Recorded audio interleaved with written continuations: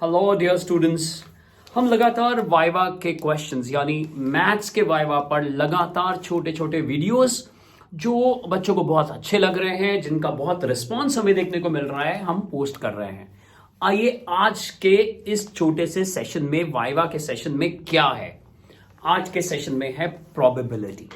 बच्चों, पता नहीं क्यों प्रोबेबिलिटी में बच्चों को बहुत घबराहट होती है। स्टूडेंट्स को ऐसा लगता है कि क्वेश्चन होएगा ही नहीं, करा कराया क्वेश्चन आ गया तो ठीक है, बाहर से जरा सा भी आया तो क्वेश्चन होने वाला नहीं है, जबकि ऐसा कुछ भी नहीं है। पहले तो ये डर आपको निकालना पड़ेगा, क्योंकि जब आप पेपर देने जा रहे हो भैया, एस्केप तो है नहीं, कोई बच तो सकते नहीं हो। और जब बच नहीं सकते तो क्यों ना चीजों को बहुत अटैकिंग मूड से करो, क्यों ना डिफेंसिव के बजाय बहुत एग्रेसिव तरीके से और एक अटैकिंग मोड में। अटैकिंग का मतलब पूरी तैयारी के साथ एक एक मिनट को जाया ना करते हुए, यूटिलाइज करते हुए, और फिर जब हम एंटर करते हैं एग्जाम के अंदर तो एक वॉरियर की तरह एंटर करते हैं। बच्चों, प्रोबेबिलिटी में हम अगर कहें तो प्रोबेबिलिटी में बेसिकली है इंडिपेंडेंट इवेंट्स, डिपेंडेंट इवेंट्स।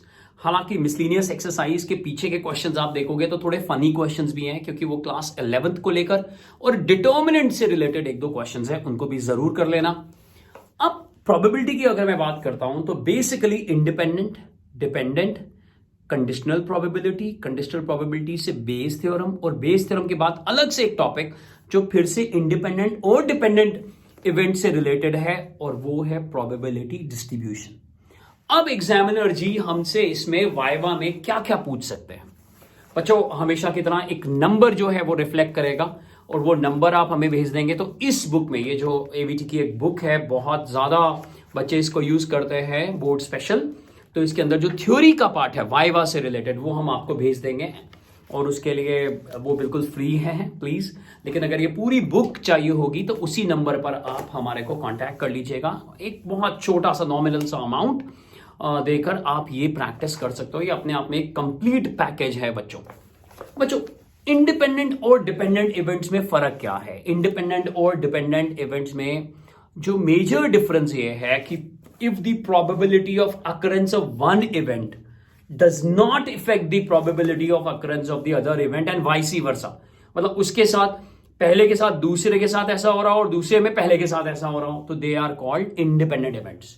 मैं पेयर वाइज बात कर रहा हूं, मतलब मैं दो इवेंट्स की यहां बात कर रहा हूं। दो से ज्यादा होंगे तो उनको पेयर वाइज इंडिपेंडेंट होना होगा। उतना आपके कोर्स में नहीं है 12th में, आप सिर्फ इतना देखिए। अब कैसे पहचाने, मान लो एग्जामिनर जी आपसे कहता है कि कैसे पहचाने कि ये इंडिपेंडेंट इवेंट है कि नहीं, तो सुनो। अगर मैं ए की कंडीशनल प्रोबेबिलिटी बी के रेस्पेक्ट में निकालता हूं, क्या फॉर्मूला है जी, ये भी पूछा जा सकता है। What is the formula for the conditional probability of A when B is given?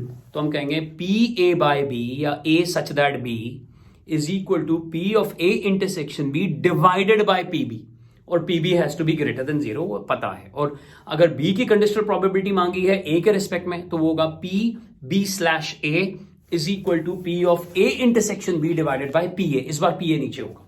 अब सुनना, दो तरीके से हम लोग प्रूव कर सकते हैं कि इवेंट्स इंडिपेंडेंट है। पहला, अगर ए की कंडीशनल प्रोबेबिलिटी ए के इक्वल आ रही है, यानी पी ए बाय बी अगर पी ए के इक्वल आ रहा है, बी को चेक नहीं करना, ये ध्यान रखना। एक बार फिर से सुन लो, पी ए बाय बी अगर पी ए के इक्वल आ रहा है, मतलब ए की प्योर प्रोबेबिलिटी के इक्वल आ रहा है, बी को चेक नहीं करना, तो ये पता लग जाएगा कि ए जो है वो एक इंडिपेंडेंट बिहेवियर में है। और बी को तो ऑलरेडी हमने, क्योंकि ए बाय बी में बी को तो ऑलरेडी हमने डिनोमिनेटर में लिया हुआ था, तो बी को चेक नहीं करना।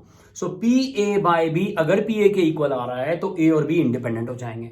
सिमिलरली आप पी बी बाय ए को चेक कर लो, अगर कंडीशनल प्रोबेबिलिटी ऑफ बी, अगर ए अगर गिवन है और वो प्योर प्रोबेबिलिटी ऑफ बी के इक्वल आ रही है, इसका मतलब ए और बी जो इवेंट्स हैं वो इंडिपेंडेंट है। ये पहला तरीका है। अब आपको एग्जामिनर जी कहेंगे जी दूसरा तरीका बताओ, बड़ा आसान है।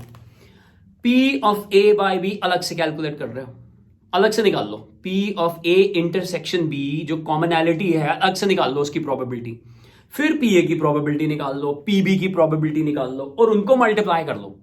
अगर P A into P B P of A intersection B के इक्वल होता है तो इवेंट्स इंडिपेंडेंट होते हैं। देखो, इतनी आसान सी बात है। इस पे क्वेश्चंस करो, बहुत अच्छे अच्छे क्वेश्चंस मिल जाएंगे। हमारी एनसीईआरटी में इतने अच्छे क्वेश्चन है, मिसलिनियस जरूर कर लेना भैया। और जो भी जिस भी बुक में ट्रस्ट करते हो, ये ध्यान रख लेना, क्योंकि एक बुक पे ट्रस्ट करो, अगर इधर उधर भागोगे कुछ नहीं कर पाओगे। तो एक बुक पर ट्रस्ट करते हुए फिर सैंपल पेपर्स जितने प्रैक्टिस करने हैं स्कूल में जहां पढ़ने जाते हो वहां पर अगर पेपर्स की प्रैक्टिस करनी है, हमें कहोगे तो हम आपको खूब सारे पेपर भेज देंगे, उनमें प्रैक्टिस कर लेना। तो प्रैक्टिस भी बहुत जरूरी है। आगे बढ़ते हैं जी। प्रोबेबिलिटी डिस्ट्रीब्यूशन क्या है? What is the meaning of probability distribution, और ये किस तरह का डिस्ट्रीब्यूशन है? तो हम कहते हैं कि ये एक डिस्क्रीट टाइप ऑफ डिस्ट्रीब्यूशन है। सुन लो, जैसे ही तुमने बोलना है ना डिस्क्रीट, एग्जामिनर जी ने ना बस हंस पढ़ना है, हल्का सा ब्लश करना है, पूरे मार्क्स दे देने हैं आपको। डिस्क्रीट का मतलब है एक एक कर प्रोबेबिलिटी को हम बढ़ाते हैं। ये नहीं कि 0 से लेके 1 तक, 1 से लेके 2 तक कुछ भी ले लो, वो कंटिन्यूअस प्रोबेबिलिटी है, हमारे कोर्स में नहीं है। सो ये डिस्क्रीट टाइप ऑफ डिस्ट्रीब्यूशन है जिसमें हम रैंडम वेरिएबल को सारी वैल्यूज देते हैं और उन कॉरेस्पॉन्डिंग वैल्यूज के साथ उसकी प्रोबेबिलिटी आती है, और प्रोबेबिलिटी का जो सम है वो 1 हो जाता है। फिर वो आपसे मीन और वेरिएंस पूछ सकते हैं। इस साल नहीं पूछेंगे क्योंकि इस साल कोर्स में नहीं है, वरना वैसे मैं आपको बता दूं मीन का मतलब होता है मैथमेटिकल एक्सपेक्टेशन, और इसका जो आउटपुट होता है वो होता है समेशन एक्स पी एक्स, यानी एक्स की जो आउटपुट है उसके सामने जो प्रोबेबिलिटीज हैं उन सबको मल्टीप्लाई करो कॉरेस्पॉन्डिंगली और ऐड कर दो, तो आपको मिल जाएगी मैथमेटिकल एक्सपेक्टेशन, यानी मीन मिल जाएगा। तो ये है प्रोबेबिलिटी के अंदर मोटा मोटी इस तरह के क्वेश्चन आ सकते हैं। अब जी बेस थ्योरम कब लगता है जी? तो जी बेस थ्योरम लग सकता है जब मल्टीपल कंडीशनल प्रोबेबिलिटीज हो। मान लो एक स्कूटर बना रहे हो तुम, यहां इधर बना रहे हो दिल्ली के अंदर, फिर तुम बना रहे हो पंजाब के अंदर, फिर तुम बना रहे हो केरला के अंदर। तो अगर जो स्कूटर्स की प्रोडक्शन है इन तीनों जगहों पर, उन तीनों से जो प्रोबेबिलिटी निकल आएगी वो म्यूचुअली एक्सक्लूसिव एग्जॉस्टिव इवेंट्स होंगे। मतलब स्कूटर का प्रोडक्शन दिल्ली में, स्कूटर का प्रोडक्शन पंजाब में, स्कूटर का प्रोडक्शन केरला में, सिर्फ मैं एग्जांपल ले रहा हूं। हाँ, तो इनकी P of E1 plus P of E2 plus P of E3 ये हमेशा 1 बनेगा। अब मान लो डिफेक्टिव स्कूटर की बात करते हैं, तो डिफेक्टिव स्कूटर हमेशा कंडीशनल प्रोबेबिलिटी बनेगा। कैसे भाई? दिल्ली जाओगे, फैक्ट्री में जाओगे, तभी तो पता लगेगा कि स्कूटर डिफेक्टिव है कि नहीं। सिमिलरली पंजाब की फैक्ट्री में जाओगे, वहां से अगर स्कूटर पता लगेगा ठीक है कि नहीं है। तो डिफेक्टिव स्कूटर निकलना हमेशा एक कंडीशनल प्रोबेबिलिटी है, तो ये ध्यान रख लेना। तो वहां से आप पता, मान लो ए है डिफेक्टिव स्कूटर, तो आप P of A by E1 निकालोगे, P of A by E2 निकाल लोगे, P of A by E3 निकालोगे। तो ये जो कंसर्न्ड इवेंट होता है, ये जो रिलेटेड इवेंट होता है, तो मैं जो आपसे बात कर रहा हूं उसमें वो डिफेक्टिव स्कूटर। तो फिर इस पे वो आपसे डिफरेंट क्वेश्चंस भी पूछ सकते हैं कि हाँ भाई डिनोमिनेटर क्या होता है। सो जब भी मान लो एक स्कूटर निकाला और डिफेक्टिव निकला, तो बताओ कि वो फैक्ट्री ए से आया है, तो इसका जो डिनोमिनेटर होगा बेस टर्म का, वो पूरे डिफेक्टिव स्कूटर्स की प्रोबेबिलिटी होगी जो E1, E2 और E3 से आई होगी। एक बार फॉर्मूला जरूर चेक कर लेना।